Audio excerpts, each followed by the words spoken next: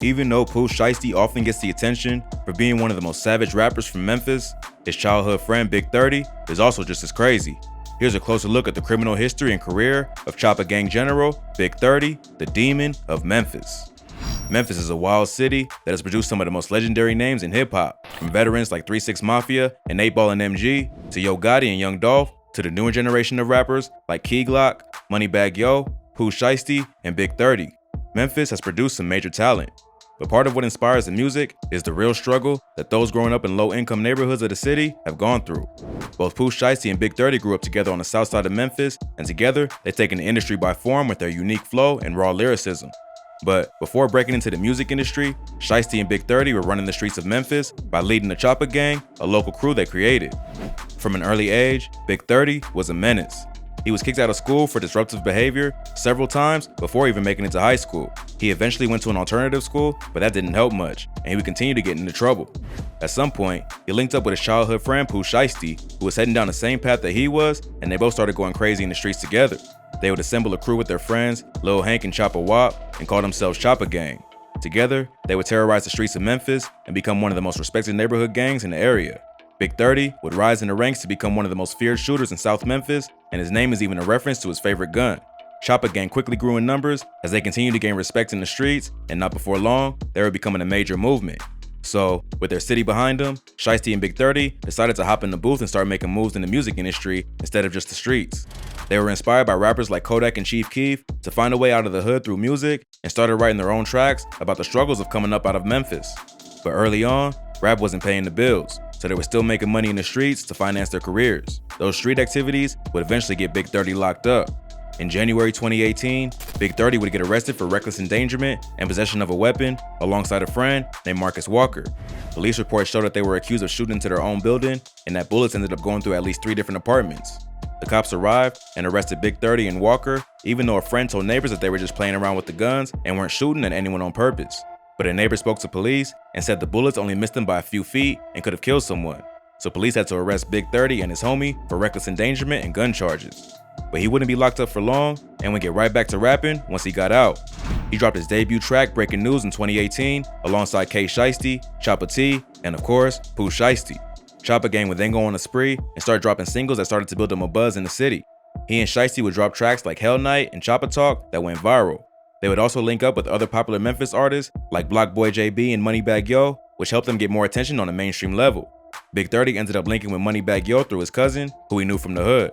After they met, it was all love, and Big 30 ended up signing to Moneybagg through CMG, Yo Gotti's label. They gave him the professional connections and mentorship he needed to succeed in the rap game. But at the same time, his homie Pooh Shiesty would be building his own network in the industry, but they still continue to collaborate on tracks and satisfy their day one fans. After Big 30 signed to Moneybagg Yo, Shiesty would find his own mentor and sign a deal with the trap god himself, Gucci Mane. Shiesty secured a deal with Gucci's 1017 label in April 2020, putting Choppa Gang on the map and making him and 30 two of the hottest up-and-coming artists from Memphis. The reason their strategy worked so well is that they each found their own lane and didn't try to piggyback off the success of each other. They also used their fan bases and connections in the industry to help each other. It seemed to work because the two rappers were on their way to taking over the game. But just as they were reaching the top, Big 30 would face more trouble with the law and was arrested on drug charges in Alabama in late 2020. Police said that around 4 a.m. on October 1st, police officers from the narcotics unit in Jefferson County, Alabama, pulled over a Ford Expedition rental car that was traveling west on I-22. The driver of the car was a man identified as L. Foster from Decatur, Georgia, and Big 30 was in the passenger seat. The two were driving from Atlanta to Memphis when they were pulled over. After searching the car, police found $17,000 cash, a loaded Glock 40 handgun, promethazine, codeine, and some weed bagged up for individual sale. Foster was only charged with misdemeanor possession of marijuana, but records show that Big 30 was an alleged gang member with pending charges in Tennessee. So, he was charged with felony possession of marijuana, drug paraphernalia, and unlawful possession of a firearm. He would be kept in jail for a few days, but would be back on the streets in less than a week. He dropped his first day out freestyle that quickly racked up millions of views and let the world know that Big 30 was back. But even though he'd made some friends in the industry, Big 30 was also starting to gain some enemies. In June 2020, the rapper would have a brief feud with his best friend's mentor, Gucci Mane. In a now-deleted Instagram post, Big 30 posted a photo of himself alongside Pooh Shiesty and Gucci at what appears to be a music video shoot being filmed beside a pool. The caption of the post said, 375 1017, brr. Pooh Shiesty commented, Big 3 CEOs, on the post with a bunch of heart emojis. But Gucci didn't have the same energy and commented, Cap, stop posting me, dude. We met once. This comment must have been pretty devastating to Big 30, who probably grew up idolizing Gucci just like most street artists of his generation. Big 30 would respond with a cryptic message on social media that showed him flexing with a huge wad of cash alongside the caption, "What type of get mad cause a can't sign to him? You lame as hell, boy." Although he didn't mention Gucci by name, it seems likely that's exactly who he was talking about. Big 30 was already signed to Moneybagg Yo when Pooh secured his deal with 1017. It seems like Gucci wanted to sign them both, but Big 30 wasn't trying to get out of his contract, and Gucci got upset about it. It does make sense, because it seems like Gucci and Big 30 were cool in the past. Then suddenly, Gucci starts acting like Big 30 is nothing but a crazy fan. But the drama wouldn't last long, and Gucci would end up squashing the beef, posting a photo to his own Instagram of the rapper with the caption, "I fucks with @Big 30 CEO, I still wanna sign him." So, it seems like for a second, the old Gucci got out and he decided that anyone who wasn't with him was against him. But then he cooled down and remembered that he's a changed man and decided to kill the drama before it became a serious beef. He and 30 would later collaborate on the track, Shit Crazy, proving that they were still cool despite all the drama. Then, in November 2020, Gucci Mane and Young Jeezy did a legendary versus rap battle where they went head to head for the first time since they first started beefing in the mid-2000s. Even though they mostly kept it cool and it never resorted to violence, there were some disrespectful things said. At one point, Gucci even disrespected one of Jeezy's dead homies, Pookie Loc. Pookie Loc was one of the dudes that Jeezy sent to kill Gucci back in 2005 when they first started beefing. Gucci ended up firing back, killing Pookie Loc, and burying his body behind a local middle school. Gucci was arrested for the murder, but later beat the charge in self-defense. So on the night of the versus rap battle, Gucci brought up the old beef and told Jeezy that we smoking on Pookie Loc tonight. Smoking on Pookie Loc tonight. I tell you what, this how we gonna do this. Send some more, I'ma send them the same way. In a box back to you. Are you doing free kill? Free kill. Man. I tell you what though. Pookie Loc's son ended up responding with a video where he took shots at Gucci and anyone associated with 1017, including Big 30. They're threat talking about y'all this and y'all that, man. All that Jesus, Gucci, man. Who rocking with them? Bitch on Stag Game, bitching this up. Bitching this up. He went as far as saying he'd snatch Big 30's chain and rob him at his next show. On Stag Game, CTE, 1017. Hey, matter of fact, catch me at Big 30 tonight. I'm snatching him out of stage myself personally. Hey, you talking about? Snatch him out of stage myself personally. It's not clear exactly why Pookie Loc's son went so hard on Big 30 because Pooh Shiesty is the one who actually signed the 1017. But for whatever reason, Big 30 responded with a post on his Instagram story showing the video with the caption, "I promise I'ma answer your prayers. You ain't gonna miss daddy no more." But Pookie Loc's son wasn't the only one who wanted to smoke with Big 30. And around that same time, he would start beefing with another Memphis rapper named Finesse 2X.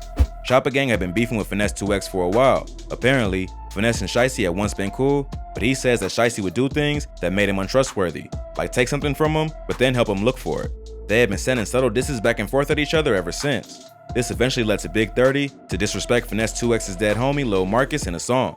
He released a snippet of the song to Instagram, which featured the bar, "I might go out like Tony, but won't go out like Lil Mark. Gotta walk around this like he got hurt playing football." 30 also posted something on his social media that made it seem like Finesse Gang Lil Marcus was hanging out with his ops, which was what led to the beef. Finesse 2X heard the snippet and wasn't feeling the disrespect. He had already had problems with Choppa Gang, but now it was serious. He posted a pic to his IG story, threatening the rapper and saying that when he catches him, he's gonna go for the kill shot. But before he could get his revenge on Big 30 and the Choppa Gang, Finesse 2X would be sentenced to 5 years in prison for a weapons charge that he caught back in 2017 after a shootout at a nightclub in Arkansas. 25-year-old Memphis-based rapper Ricky Hampton is in custody in connection to a nightclub shooting that left 28 people injured. So it looks like Big 30 got off easy with that one, although he wasn't ducking the smoke either. But despite all his wild behavior, Big 30 is one of the only founding members of Choppa Gang left on the streets. Pooh Shiesty is currently behind bars, facing charges in 2 different shootings in Florida, and is looking at potentially doing some serious time. New at 6, Lontrell Williams, also known as rapper Pooh Shiesty, will remain in jail for now. Williams was arrested for an incident at a South Florida gentleman's club where he's accused of shooting a security guard. Plus, just recently, Choppa Gang co-founder Lil Hank was arrested for attempted murder. According to news reports, Lil Hank allegedly shot up a red Infiniti thinking it was one of his ops, but it turned out to be the wrong person. The victim survived, but is now paralyzed, and Lil Hank is facing an attempted murder charge. At the time of the shooting, he was out on bond for another attempted murder, where he was caught on camera assaulting and carjacking a man who was cleaning the parking lot. So, it's not looking great for Lil Hank's chances of freedom. But just because Big 30 is holding it down for the squad while the others are locked up, doesn't mean he's taking it easy. Just recently, Big 30 sent a diss at rap veteran Young Jeezy, clowning him for his versus battle. On July 16th, Big 30 dropped a track called Mr., where he dropped the bar, "Told me to my face. I couldn't believe it. No, I don't play one to the face. He must thought I was Jeezy." Big 30 goes as far as calling Jeezy out by name and claims he's soft for not doing anything to Gucci after he brought up Pookie Loc. Pretty bold move to go after a respected veteran like Jeezy when you're still an up-and-coming talent, although it seems like Big 30 is taking a page out of Gucci's playbook and doesn't care who he disrespects. If that wasn't bad enough, Big 30 would also take shots at another Memphis legend, Crunchy Black from 3 6 Mafia. In late July, Crunchy Black sat down for an interview with Dirty Glove Bastard, where he made some comments about Pooh Shiesty's case. During the interview, Crunchy Black starts talking about how wild it is that Shiesty just got in the game and he's already out here robbing people on camera, referencing the case from Bay Harbor Islands where Shiesty and his crew were allegedly captured on camera, robbing and shooting 2 victims. The interviewer throws out the term, allegedly, and Crunchy Black responds by saying, "Alleged my ass. I'm just saying he did it. It was him. I ain't gonna act like it wasn't him." Pooh Shiesty, look at this. He just got in the game. He already jumping out the car robbing and shit. You get what I'm saying? Allegedly. Yeah, whatever. But that was that. We saw that. You know what I'm saying? Alleged my ass. But Pooh Shiesty, that's my young. You know what I'm saying? I'm just saying he did it. It was him. You know. Hey. Crunchy Black was just trying to keep it real, but because it's an open case, it's not a good look for other rappers to be saying that he did it. The clip went viral and caught the attention of Big 30, who clearly wasn't feeling the disrespect of his homie. He posted a few comments on the video saying, "True definition of just talking. Lips just moving with no sound coming out. Conversation ain't got no meaning. Irrelevant as and what the like cuz, is you on dope?" Even though Crunchy Black is a legend, Big 30 does have a reason to be mad. His bro is currently fighting for his freedom and doesn't need any negative media attention that could hurt his case. Even though they can't use Crunchy Black's comments as evidence, it's still more respectful to just keep your mouth shut on the topic. Plus, 30 just let it be known on the track Mr. that he's not going to take the disrespect of his homies lightly, even from a rap veteran. So, it seems like Big 30 is going to be a problem in the industry as long as he can stay focused and avoid the street life. That raw, unfiltered energy is part of what makes Memphis such a hot city for rappers, but it can also lead to problems if it's not properly controlled. Hopefully, Big 30 learns from watching what his homies are going through and decides to choose the music over the streets.